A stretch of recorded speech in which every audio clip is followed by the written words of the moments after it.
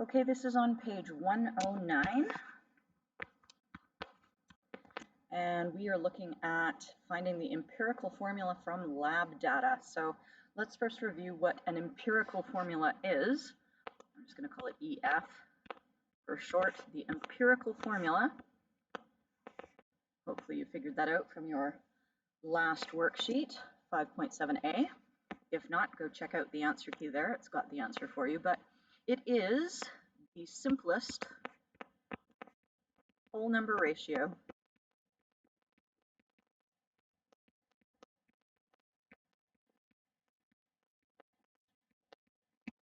of atoms in a molecule. Actually, I should say of atoms in a compound, because it could be a molecule or it could be a formula unit. So the simplest whole number ratio of atoms in a compound. Now, if we're looking at a whole number ratio of atoms in a compound, let's say we had calcium chloride, CaCl2. There is 1 calcium for every 2 chlorides. Yes?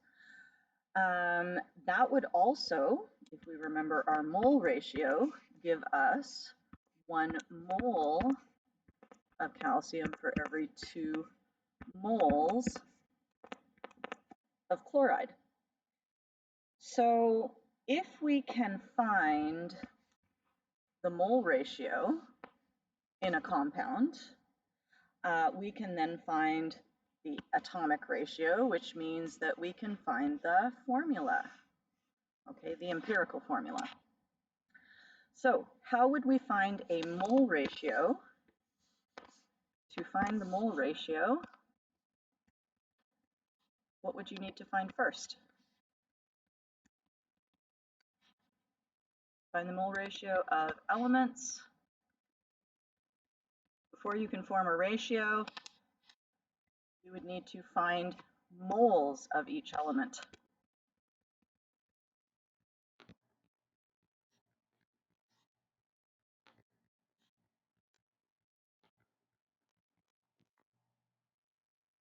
Okay, and empirical literally means found by experimental means. So this is something that we are doing in the lab. Okay, so in the lab. And if we're doing a lab and we wanted to find the moles of something, we can't measure moles directly, but what we could do is we could find the mass, and then that would allow us to find the moles. So although I wrote this was a step 1, this would actually be a step 2. So in the lab, we would find the mass, and that is the mass of each element. And trust me, there are ways to do this. We can go through an example later on if you'd like to see how that actually takes place. We can convert the mass to the moles of each element. Now we have the moles of each element. And now we need to find the ratio, the mole ratio. And how we do that, there's like a little, simple bit here. We divide by small, which means we divide all of the moles of each element by the smallest number of moles, and that will help us find the ratio. So let's say we had, 2.5 moles of hydrogen and we had 0.5 moles of carbon.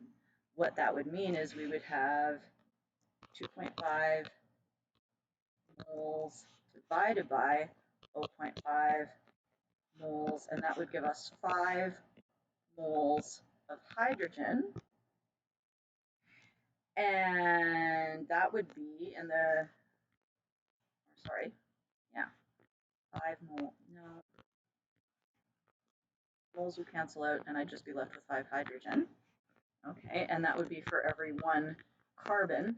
And then we would actually probably show this work 0.5 moles of carbon to 0.5 moles of carbon, and that would give us 1 mole of carbon to 1 mole of carbon. So we have 5 moles of hydrogen to 1 moles of carbon. Our empirical formula would be CH5 because we have 5 hydrogens for every carbon. And if you're like, wow, that did not make any sense whatsoever, don't worry, we're going to go through it much more slowly. Okay, so we divide by the smallest number of moles to get the mole ratio. Sometimes you will not get a whole number when you divide by the smallest number of moles. And so that's why we have this fourth step, which is times till whole, which means if we have fractions, we multiply all the values to get whole numbers. So this forms a little poem. Find the mass, mass to moles, divide by small, times till whole. Okay, you're going to say it with me now. I know you're at home, but say it with me. Find the mass, mass to moles, divide by small, times till whole. And one more time. Find the mass, mass to moles, divide by small, times till whole. Okay, that's going to help you remember the steps for finding an empirical formula. There's a worked out example here. I'm going to go over here so that we can, work through it. Okay, so we are going to find the mass, and that is finding the mass of each element. So what elements do we have? Well, we have copper, and it is heated to form an oxide of copper. So what that means is that we have copper something, oxide something different, and we are trying to figure out what those X and those Y are. Now, we have a sample of copper, which weighs 2.50 grams. So the mass of Cu is equal to 2.50 grams.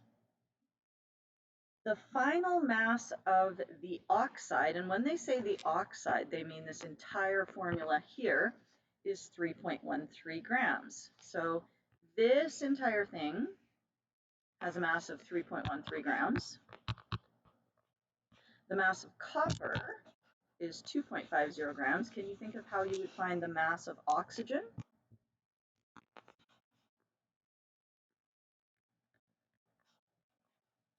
Yeah, the mass of oxygen is going to be 3.13 grams. That's the copper and oxygen combined, minus the copper.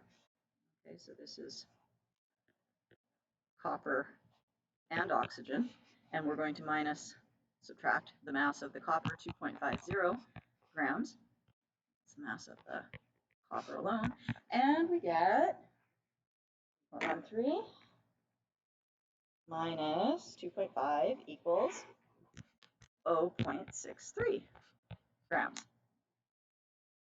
All right, and so now we have the mass of the copper and we have the mass of the oxygen. Now, mass to moles. Now I'm going to say I don't want mass anymore. I want to find my moles of copper and my moles of oxygen because I don't really want to, write it out again. Okay, so I'm going to now have to cancel my grams of copper and find my moles of copper. That's our molar mass from the periodic table. I'm going to cheat and look over here. That is 63.5. Okay, so we have not 63.5 moles per gram, 63.5 grams per mole. And so we have 2.5 divided by 63.5 equals 0.03937. And I like to keep 4 to 5 digits here just so I don't end up with rounding errors, because you can end up with things that don't look nice if you round too soon. But sig figs, actually, the fun thing is that sig figs don't matter because we're looking for whole number ratios here. So the actual sig figs don't count here. How shocking is that? All right, now we're looking at moles of oxygen. So we have 60.63 grams of oxygen, and we are going to find the moles of oxygen. So we found the mass, And now we're taking the masses and converting them to moles. And I did not write down what this one was here. I should have written that that is moles of copper, because that'll help me keep track of what I'm doing. I now have grams of oxygen, and so I need to cancel grams of oxygen and find moles of oxygen, and that is 16.0 grams per mole. 0.63 divided by 16 is 0.039375 moles of oxygen. Now, I want you to take a look at those two numbers. Tell me if you can just spot the ratio between them. What is the mole ratio between copper and oxygen? Well, hopefully you're seeing that we have 0.03937, 0.03937. Those are essentially identical. So we have a 1-to-1 ratio, but we're going to prove that, okay? And we are going to prove that. Here we're finding the mole ratio.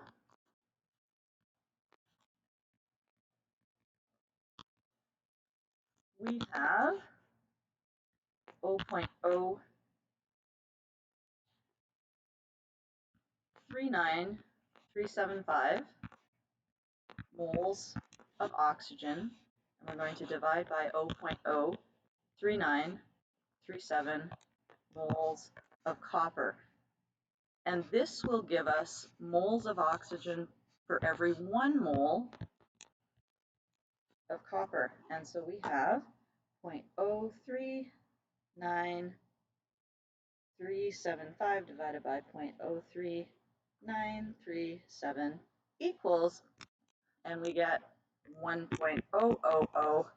So that's essentially 1 mole of oxygen for every 1 mole of copper. So that's how we prove that we have a 1-to-1 ratio. So you would want to show that step. Okay, and then once we have that, we know that we have 1 mole of copper to 1 mole of oxygen. So our formula will be Cu1O1, but of course we don't write Cu1O1, we just write CuO, and that is our empirical formula. That is our smallest whole number ratio of copper to oxygen.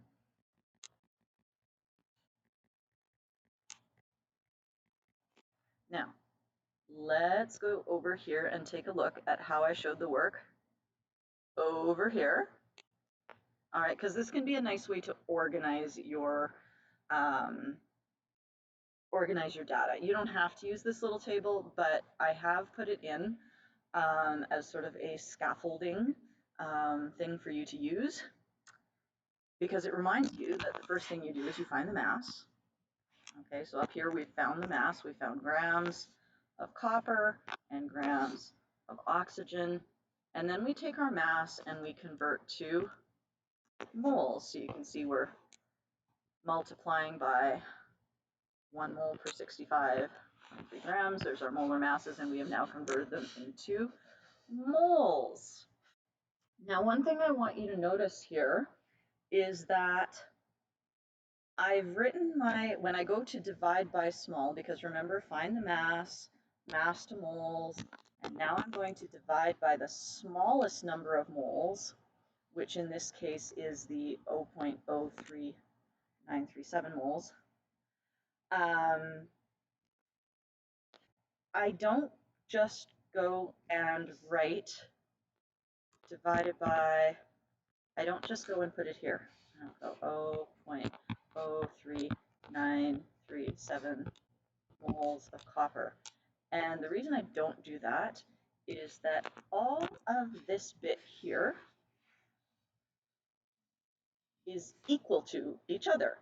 If I calculate 0.63 and I divide by that by 16, I get 0.03938. I do not get 1, which is what I would have if I did this. So I cannot, in the same line of mathematical sentence, do the division because it makes the two sides not equal. And when you have an equal sign, things on either side have to be equal. So you have to do that either on a separate line, or if you use this little table here, and I'll get rid of all my markings so it's not so messy, so you can see a little better. Okay, what I've done is I've said at this line here, we are dividing by the small, so we are dividing by 0.03937, and then I have written the answer here. Okay, so we've taken this number and divided by that number, and we got 1. We took this number and divide by that number, and we got 1. Okay, and then finally we have times till whole, which is only necessary if these numbers were something like 1.3 or 1.5, things that are not whole numbers. But since we have whole numbers, we do not need to multiply. Okay, so now we are going to try our second question, which is going to be just a little bit less tidy. We might have to, oh, do we have to do a multiplication? Yes, we do. We might not have a 1-to-1 ratio, so that's going to be kind of nice. So what's our little poem? What's step 1? I'm just going to pause the video here for a minute and see if you can say the poem to yourself.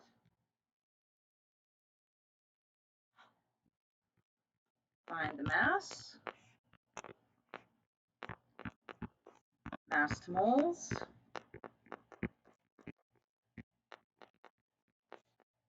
divide by small, times till whole.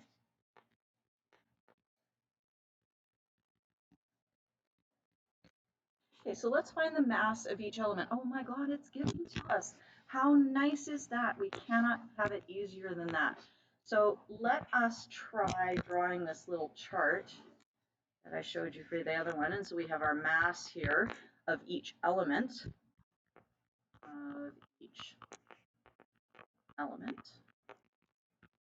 Okay, so we have iridium. And we have 16.7 grams of iridium.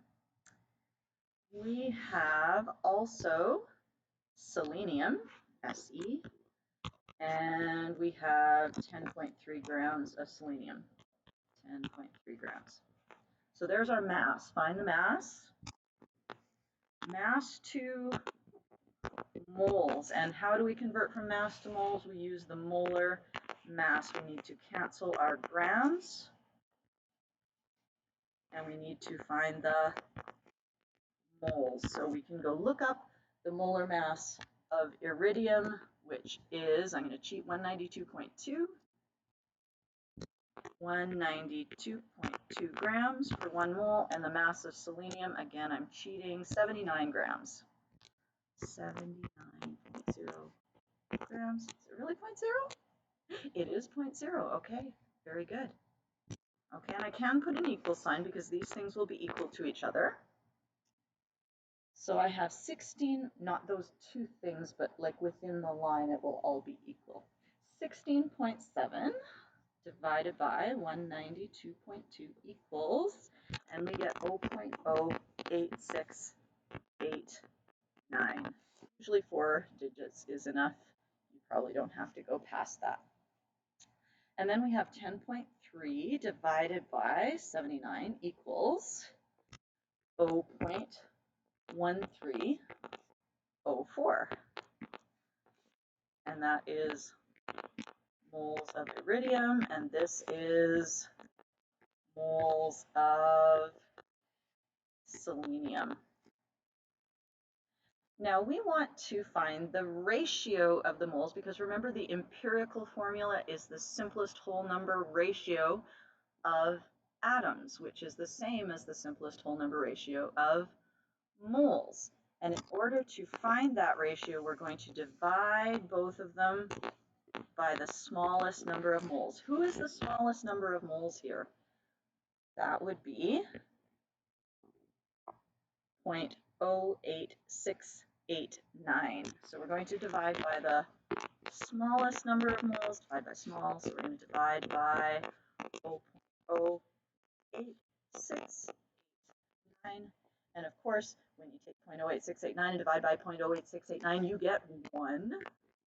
Okay, and we're not putting an equal sign here. Okay, no equal sign, because remember, we've divided 0.08689 is not equal to 1. Okay.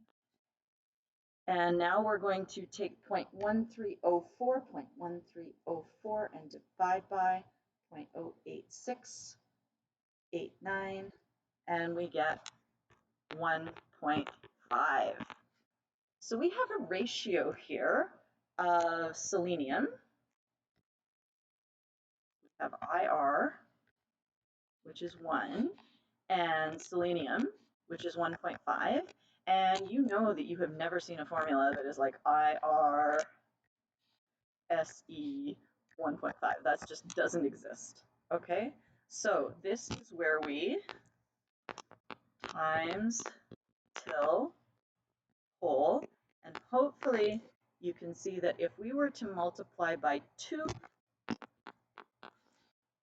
we will get whole numbers. So we take 1 and we multiply by 2 and we get 2.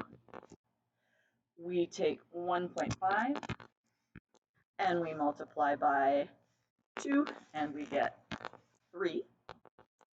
All right. The other way of showing that work is to have your formula here and to simply say I'm going to multiply that by 2.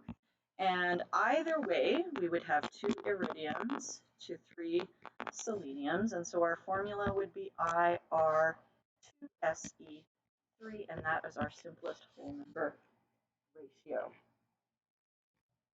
Just one last thing before we carry on. I think one last thing. Oh, no, never mind. Oh, yes, there is. There we go. Fractions that you should know and what their decimal equivalents are. You should recognize that 0.5 is a half. And so if you want to get rid of halves, and this is in the times till whole, okay, so this is for times till whole.